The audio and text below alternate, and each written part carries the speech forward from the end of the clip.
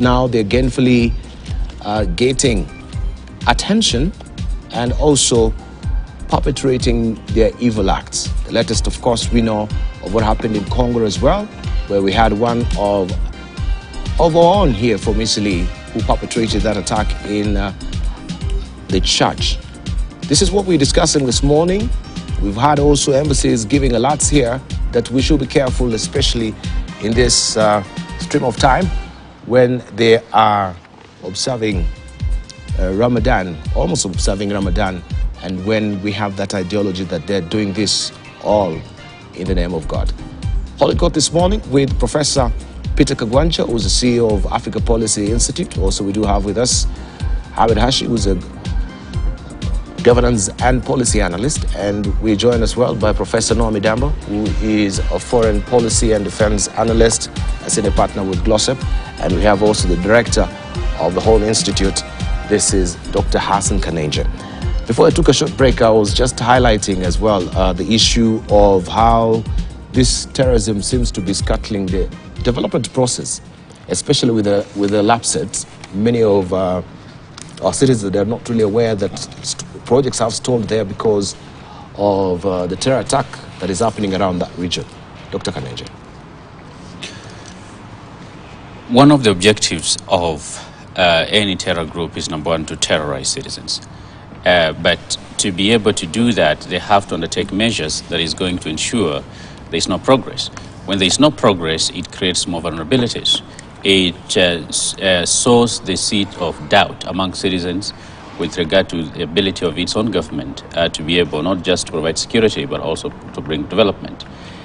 They've been trying very hard, especially in our northern frontier region, to ensure that there is no progress. That is why for a long time you have seen them target teachers who are perceived perhaps to be coming from this other part of the world, meaning they're not Muslims. You have seen them target those who are trying to put together infrastructure. But at the same time, they're literally extorting business. Remember, a lot of their financing has come from extortion in Somalia.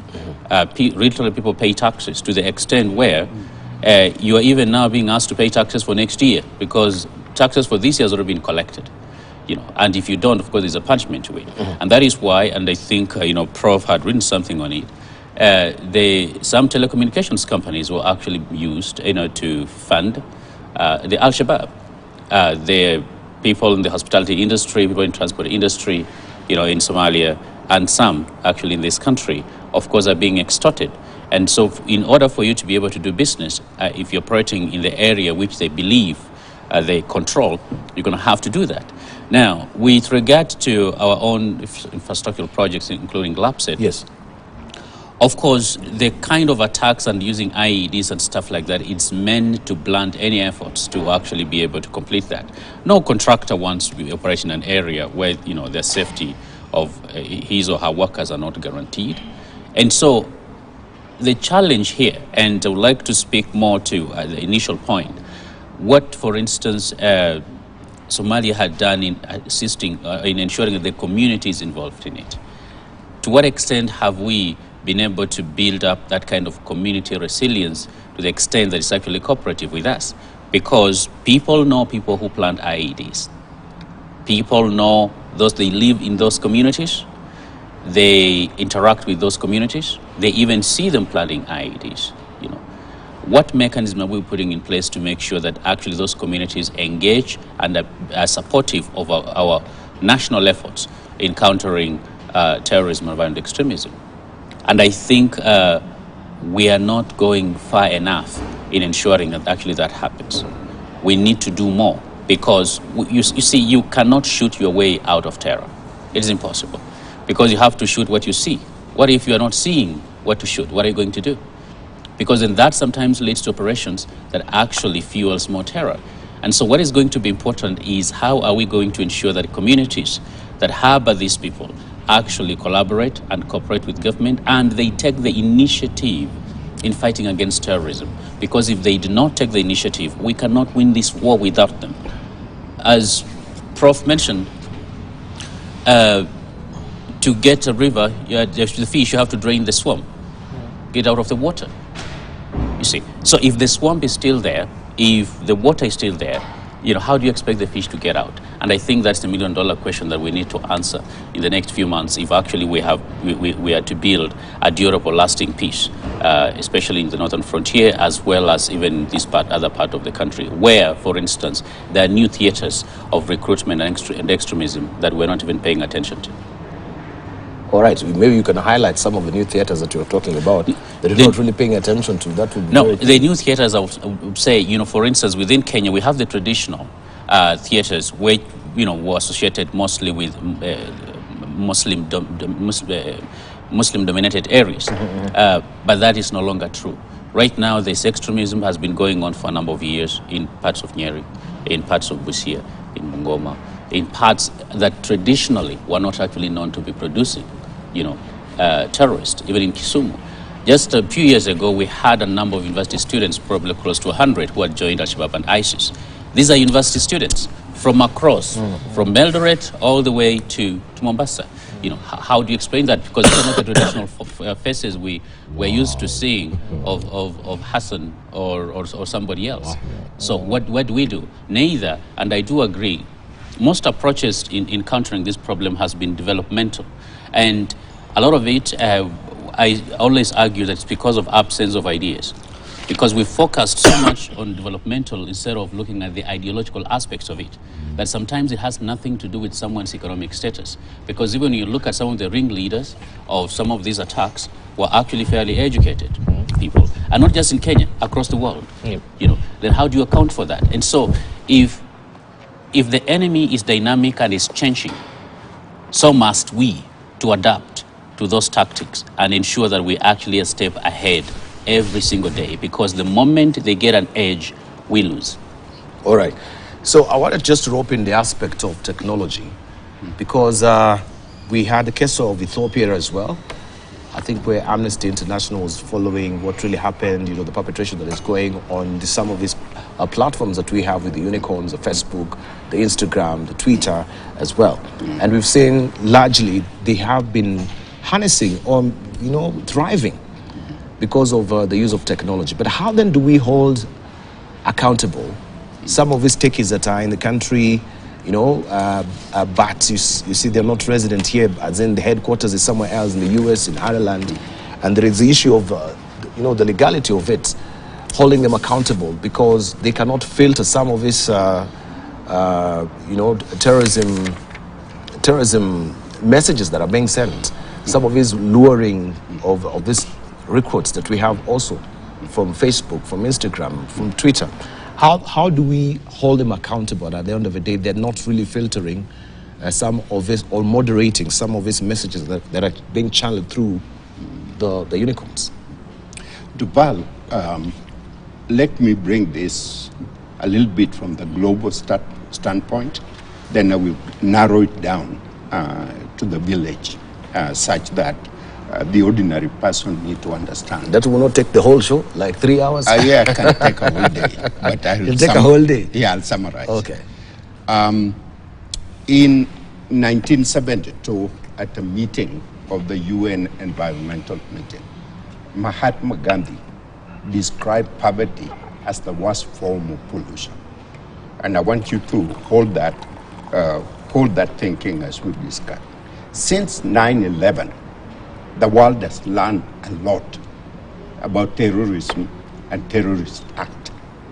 And so countries like the United States, since 9/11, there's not been any terrorist attack from outside, inside America.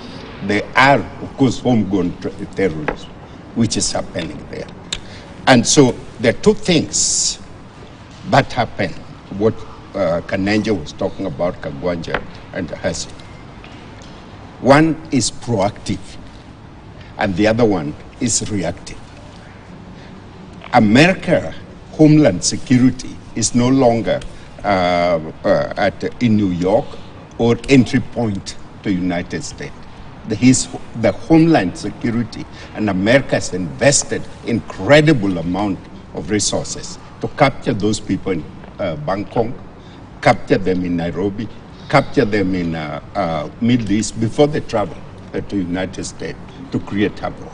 In other words, every single person that get into a plane on the way to America, they have a complete composite history of who you are, where you were born, where you traveled to, who you associated with. The same thing happened in Israel.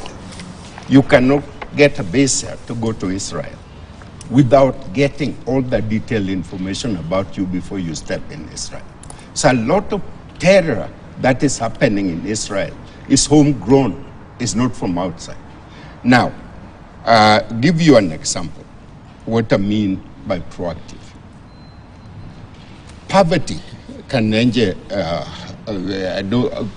Kagwanja, I don't need to disagree with you, but poverty create